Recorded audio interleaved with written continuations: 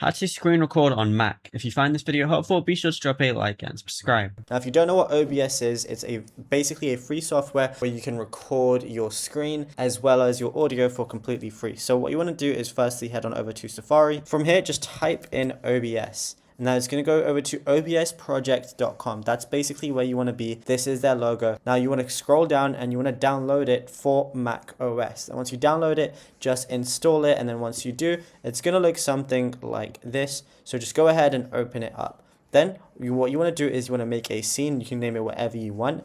Then you want to go over to sources. You want to press the plus icon. Then you just want to go either to video capture device, but if you want to record your screen, go to Mac OS screen capture. Now, if you want to, also include your audio, press the plus and just go Mac OS audio capture. Now, anything that's being played in the background, like let's say it was a game or any certain application, that's also going to be saved as well. So then if you want to have your mic, as you can see, my mic's being recorded right now.